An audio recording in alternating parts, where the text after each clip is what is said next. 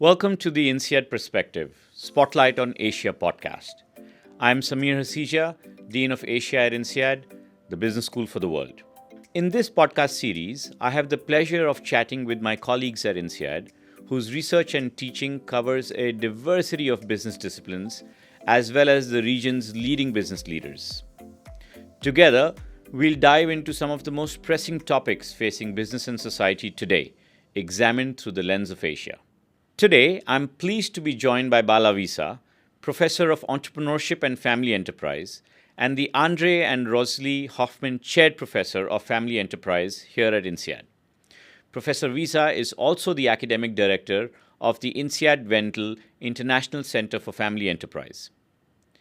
Bala's research focuses on entrepreneurial leadership, exploring topics like how to structure top teams, the connection between selling a business and social impact, and the regeneration of the family entrepreneurial spirit in the family business for renewal and growth.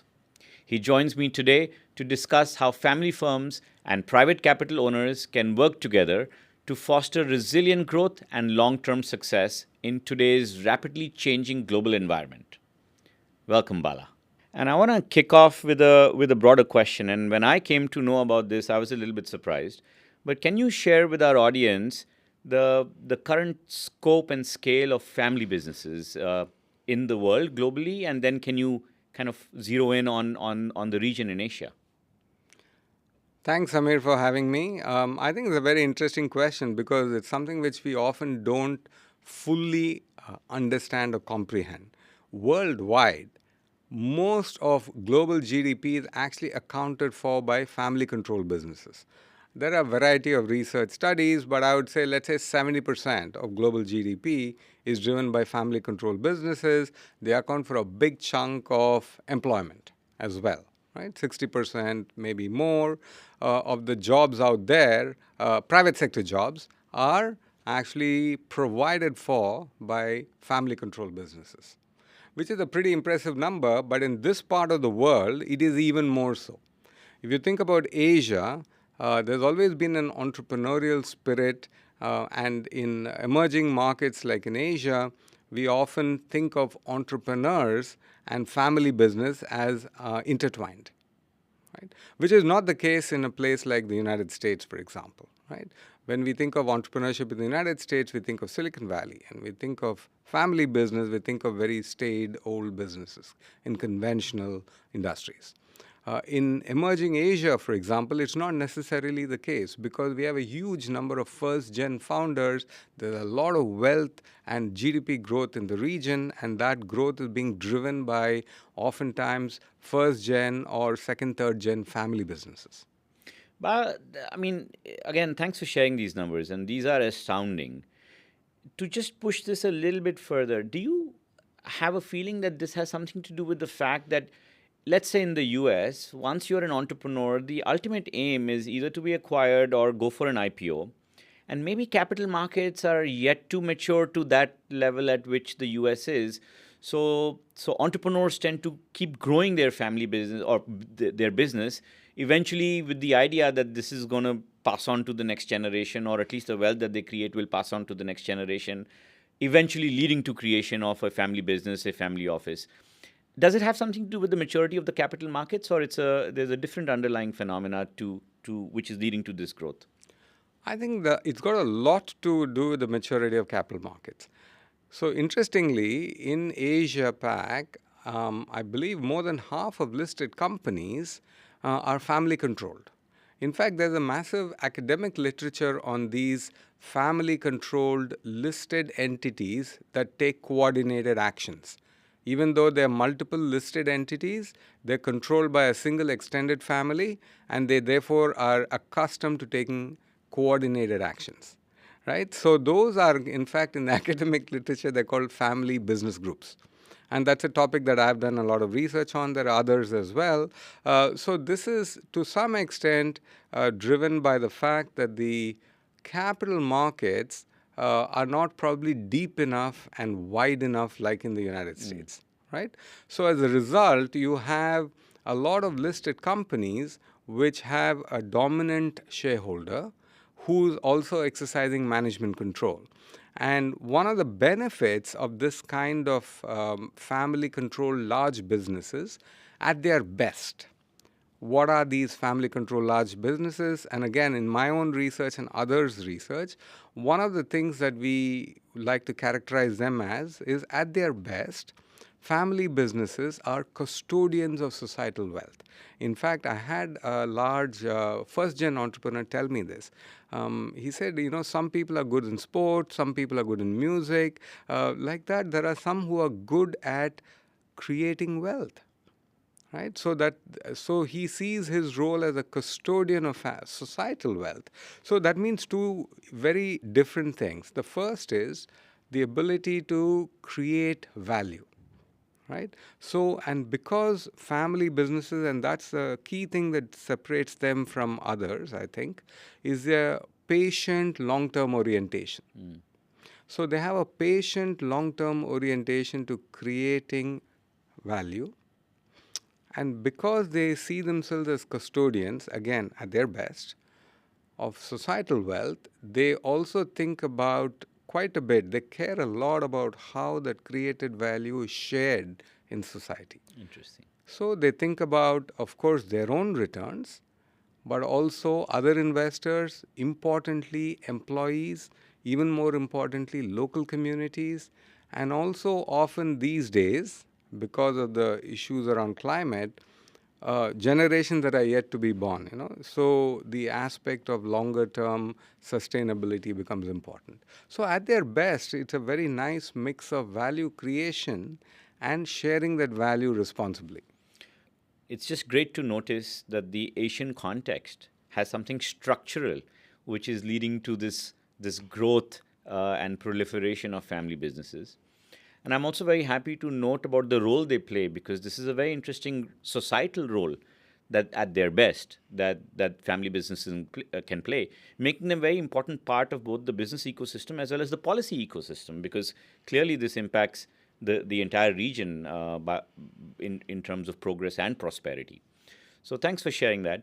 I want to kind of take a step back and say, you've been studying this for a long time. What are the perennial challenges of family businesses? Like, what are the things that they're constantly facing and perhaps struggling with?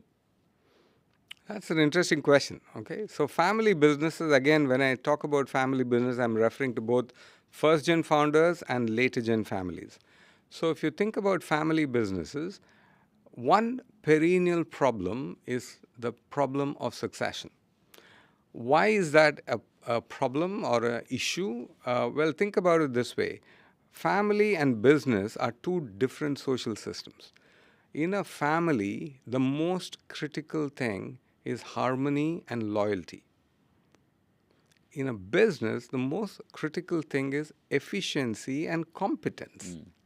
And these two often are at odds with each other. So it's a very tight rope to walk. Right? So for a family business which wants to survive and thrive over the long term, a big challenge is, who do you hand over to the next generation? So succession has to be done in a way that preserves family harmony, so that there is no very damaging conflicts amongst the siblings, for example. At the same time, the business needs the talent that's needed to business for profitability and growth of the business and so forth. And thirdly, for the next gen as well, people have very different career aspirations. How do you utilize the family business as a context for different next gens career aspirations, the professional growth aspirations to get fulfilled? So, for example, I was talking to an entrepreneur here in Singapore, first gen, but more than $1 billion business, very large. Originally from mainland China, came and settled in Singapore for a long time. And one of his challenges is that his own next gens are not interested in the business. He does have a niece who's very talented, but in a particular functional domain, right? So then the question is, what does he do in terms of the long-term thriving of the business? Of course, the niece is there in that particular function, doing very well, but niece may not be the right person to take over the entire business. Right. So then, what do you do as a first gen founder? And this is not a new problem. It is an issue that has been there for a long time. So, which is why, interestingly, you see, for example, private capital market players actually working actively with family. It's a very old thing in Asia. Right? So you have, for example, big banks have a private equity arm where they take a minority stake in family-run businesses for the long term and often act as a bridge to professionalize the management, which then allows for a listing or even an acquisition by someone else. Right? So there is a interesting fertile ground for families who are running enterprises to also partner with private capital providers. Interesting. And if I zero in on Asia, do you see that there's a cultural context that starts playing a role? Where I'm going with this is professionalization of the family enterprise. Do you feel that in the Western context, there is a faster transition into a more professional management? In Asia, there may be a slower transition into a professional management, and more family members continue to be sitting in more executive positions. Do you see, are there differences because of these cultural kind of subtleties, or do you see that there are no kind of structural differences? I think, okay, maybe I should step back here. And I told you about the perennial problems or challenges or issues for family business, which is one of succession. But then in today's era of disruption, which Samir, you know better than I do, right, given all the stuff you have done, there are huge sort of headwinds which add layers of complexity to the succession issue. So what are those headwinds? Let me call them headwinds for now. Think about it as digital, including the current generative AI-related disruption. Second is climate change. And the third is geopolitical fragmentation. So these are very real challenges that all businesses are facing right now. And in Asia, it's particularly important, right? So because of that, it's no longer feasible, I think, for the people, the now gens running the businesses today, to hand over the keys to a stable and chugging along business to their next gens. That is probably not going to happen for a long time. And all these disruptions, it's very natural for us to see them as a threat, right? But I think one of the things that we are doing here at INSEAD is trying to sort of flip it around and tell our current business now gens who are running family businesses that, hey, this is actually potentially a great opportunity because the disruption also offers avenues for wealth creation in a scale that comes along rarely, once in a generation. What do I mean by that? A couple of things. Firstly, we talked about professionalization. Now, if your next gens are less interested in taking the keys of the family business and running it, this is a very fertile time for them to sort of rediscover the founder spirit, if you will. Because every family business was started by a founder at some point, or co-founders. Right. So the next gens, if they're not very interested in the conventional business that the family is in, it's a nice time for them to go and become founders for entirely new businesses. And the family office could be a vehicle for that to fund those things in ways that leverage the family assets, right? And that's a huge opportunity. Another opportunity for a next gen who's interested in the current family business would be to earn their spurs, if you will, to kind of completely rejuvenate the family business, make it future ready. And a third could be the family office itself could be a nice vehicle for next gens to become backers of other entrepreneurs. Right. Right? Because oftentimes, and this is something I've noticed, that as you go further deeper into the next generations, a lot of next gens feel a natural gravitation towards finance. I don't know why, but they feel they're more adept at serving as investors rather than operators. Right? And the family office gives you that flexibility to serve as investors, but active investors. So you can be an investor, invest in stock markets, publicly listed markets. We know what that is. That's very clear. But then one of the benefits of having a family office is also taking that legacy of operators and then seeing, can I serve as an active owner? Where I'm backing other entrepreneurs, but I'm more actively involved in the management, and I'm there for the long term. Bala, the world of family businesses has exploded, in particular in Asia. Can you walk us through a little bit on what's leading to this fairly fast and substantial growth? So if you open the papers of the last few years, often you'll notice a family office opening up in Singapore, in Hong Kong, or in other financial centers in Asia. And then people wonder, what is a family office? Why is it suddenly so topical?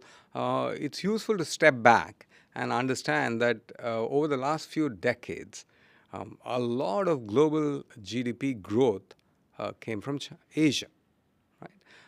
If a lot of GDP growth came from Asia, often a large proportion of that is driven by Asian entrepreneurs, first gen and later gen families creating that GDP and therefore creating wealth.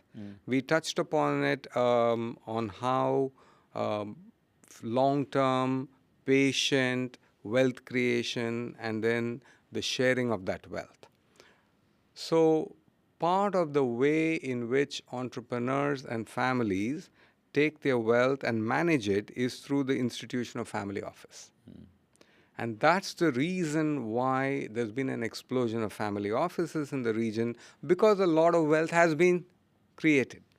That lot of wealth has been created, a fair share has been taken by families and entrepreneurs, and then that wealth in turn has, in some sense, been poured into a family office structure, which then allows for the family to decide how to manage that wealth. And some of it will be around a focus on wealth preservation, but others could also be around new wealth creation. Right? And because there are large financial centers in this part of the world, you'd notice, for example, Singapore has been a huge explosion. Of course, there is also support from the government in Singapore to continue to help Singapore retain its status as a financial center. And one of the reasons why INSEAD as a big center of conversation around management and business in Asia, we are responding to this by showing how the different elements or different actors, the operators of businesses, entrepreneurs and families, the providers of capital such as private equity firms and venture capital firms, how can they come together? And part of the reason why we are spending so much of effort around family offices is to show both of these actors, right? From the perspective of families, how they can work with private capital, and from the perspective of private capital, how can they work with families? And that's really the goal. Very interesting, Bala. And again, circling back to where you started off talking about family businesses, having that long-term view can be hugely beneficial to the entrepreneurs they're backing, to the private capital organizations that they're partnering with, as opposed to some kind of a shorter-term horizon, which, as we all know, is one of the issues in this world where entrepreneurs are just not given enough runway to take off with their idea. And so that can be a huge advantage because they're coming in with that very long-term mindset. Yeah, that is true. Absolutely agree with you. And one of the other things, which is, again, I want to go back to the connection with private capital markets, because here at INSEAD, again, we are noticing another trend, which there are several other colleagues who are working on this. For example, worldwide, there's a demographic change such that the current operators of family businesses often don't have a next gen to hand over to, which goes back to the professionalization question you raised. What do you do in that case? Of course, you can professionalize, but often those are very relevant for large enterprises. But if you are more mid market, then what do you do?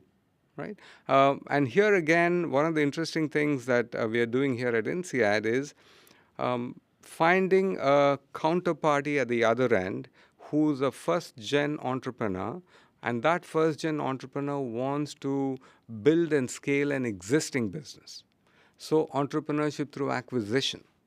So, by creating a platform for those family enterprises which are mid market, where the current gen running the business says, I don't have someone to hand over the business to in my own family, extended family, and rather I want to hand over the business to another entrepreneur. Right? And can we facilitate that? Yes, we have an active area of research in this domain. I'm working on this. I have other colleagues working on this. And INSEAD is providing platforms to make this happen. I mean, this is fascinating stuff. And again, it goes back to the structural issue of capital markets having perhaps not the same amount of depth and breadth in this region, which then perhaps even more than the Western markets opens up this room for private businesses to be handed over to another entrepreneur. And my guess is that makes it a very interesting and fertile ground to come up with all sorts of interesting insights. Bala, this has been fascinating, and I know you've been doing a lot of your teaching workshops with family offices, entrepreneurs, now gen, perhaps even next gen, trying to figure this out. In your experience and all the training that you've done, can you help us identify, when you talk to these folks and you try to guide them about what they can do next, what are the big differences between Asia and the West that you are able to tease out, that stand out to you, that I mean, we've talked about the structural areas, but top of mind, like the mindset differences, what are these people thinking differently? Is there any insights you want to share with us? That's an interesting question. I'm just going back and reflecting on the teaching I've done. I think I would couple of things. Okay, first thing that comes to my mind, amongst the next gens in Asia, I see more of a trend to be operators of businesses. Right? I don't know why that is the case, but I just see that just anecdotally. Okay, it's not like I've got some scientific thing. Anecdotally, I see in Asia more of the next gen wanting to be operators, which is not necessarily in the family business, but they want to dabble in actually the grind of building a business. In contrast, often in Europe, it's more, I would say, or I'm less experienced in North America, but in Europe, it's more about serving as investors. Don't know why that happens, but that's one thing I notice. Another thing that I notice is that I think in Asia, people want to continue to operate the business for longer than now gens. They're, in some sense, a little bit, I sense more of a reluctance to give up control over what they're running now compared to Europe. That's another thing. So in some sense, they're kind of related. It's interesting you say that, because my observation, and again, I don't study this field at all, but being here at INSEAD as the Dean of Executive Education, I do get to meet a lot of these members of the family businesses. And I've noticed that there is this desire to continue the legacy. There is a cultural nuance about, our previous generation or 2 or 3 generations earlier built this business. And there is this responsibility growing up in the house where the business was discussed and talked about, and there was passion which was flowing through the childhood, that there is this deep desire to continue this legacy and build off of it. Again, very anecdotal, but I've seen this innate quality, so to speak, in the next gen. So perhaps that can explain it for now, but who is to say this will continue? Yeah, I think that's you touched upon a pretty interesting thing, okay? Because I've noticed it too. So this desire to leave a legacy, I wouldn't say it's more in Asia. I've noticed similar things in Europe as well. But the striking thing I notice in Asia here is that, to go back to your point. Again, this is an entrepreneur running a first gen. Well, depends on how you define first gen. In that business, it's a new business that he's created, but this entrepreneur comes from a lineage of family business, right? And the interesting thing is, this entrepreneur sharing with me that when he was going into a call, this is post COVID, with investors, he actually was giving one of his earphones to his 10-year-old son. And the goal was just to listen in, not to interrupt, just to listen. And it is very striking. And I asked him later, why was he doing this? He said, it is like, there are many ways to learn. You can go to college and learn from a book, but I want my son to learn about business, around the kitchen table conversations, right? So this is the kitchen table conversation equivalent. Right. Listening in to his dad dealing with pretty large investors in a call, negotiating a deal. Very interesting, Bala. Thanks for sharing this. And again, anecdotes, but these are useful because they provide subtle nuances to our understanding of the ecosystem, and that helps us at least get some idea of what are the common challenges, but also what are the differences, which can then perhaps make people make better informed decisions. I'd like to bring this to a close. I mean, we've talked about a few things, but can you speak to, you run these workshops, you spend a lot of time with now gen, next gen. Can you tell our audience a little bit about what do you do in these workshops? How do you like, what is the central message that you're giving? What are some of the key themes that you touch on so that people can get a little more information about how do we help these family businesses in terms of what is coming next for them? Okay, let me start with one program or a workshop that we run here at INSEAD. It's been around for a long time. The current avatar is called Feel, and that's a workshop that's focused very much on managing the perennial challenge of succession.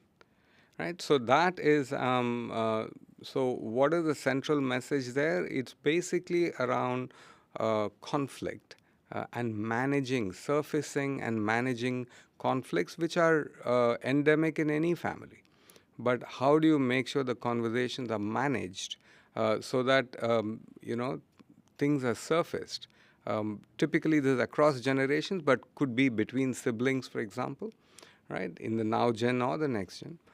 And how do you manage conflicts so that, we spoke about harmony, how that harmony and loyalty is maintained. Another one, which is more recent, is around very topical given the disruption now, right? And that is, again, a 3.5 day experience where we provide mindsets and skill sets for the next gens, very much aimed at next gens, mindsets and skill sets of becoming a founder. Right? So one of the big advantages of being a next gen from a family is you have a rich legacy of family to draw upon, including tangible and intangible assets. At the same time, there could be sometimes a sense of not having enough hunger in the belly compared to two kids in a garage in Jakarta or in Bangalore or in Bangkok, right? Or in Singapore for that matter. So the question is, how do you as a next gen compete with someone who has probably more hunger in the belly? Well, what you do have is, you have some of the DNA rubbing off. You also have some of the family assets that you can leverage. Then the question is, how do you do that in a way that you build something which gives you purpose? Right? Because hunger in the belly is one thing. You don't have that enough same level of hunger, but if you discover your own purpose, right, then that substitutes for the hunger in the belly, even more so. And you have the family assets to leverage on. And you combine the two, then you can become a founder of something which you are rolling out of bed on a Sunday morning and say, I want to get to work. Right? Very So interesting. that is what the workshop, which we are calling as the Regenerating the Founder Spirit, aims to do. And given the importance of private capital and the partnership with private capital that family business are creating, do we also expose them to what is it? What is private capital? What are the breadth and the depth of private capital? The private equity industry, for example, the VC part of the world. Do we expose them to that because that becomes a very interesting skill set for them to gain? Oh, absolutely. In fact, sorry, this is a favorite subject of mine, so I'll talk a little bit longer. Okay. So we already have existing courses which deal with the institutions of private capital, private equity. Right, that's a very popular topic here at INSEAD in the degree program. Then, in addition, we have a family enterprise looking at the full gamut of family enterprise. So now what we are doing is we are kind of putting these together with a focus on courses specifically on family offices. Because the family office becomes the vehicle, if you will, where the family provides capital for new ideas in the next gen. The family provides capital that is in partnership with other private capital providers, and it's also an avenue for next gens to discover their legacy and so forth, discover their own purpose, what are their aspirations. Now we're putting them together in this family office focus. And that is something which we feel will be a particularly interesting thing for both family operators to learn about private capital and for private capital employees in private capital to learn about how family businesses operate. Wow. Bala, thanks a lot. I mean, this has been a great conversation for me, starting all the way from the structure to helping us understand some of the nuances, and more importantly, telling us more about what we are doing in this space in terms of playing an important role in the ecosystem of developing the now gen as well as the next gen leaders for such an important part of our social kind of business ecosystem, which, as you mentioned, is what 70% of the world's global GDP. So really, really interesting. Thanks a lot for spending time with us to share this. Thank you. My pleasure. Thanks a lot for inviting me.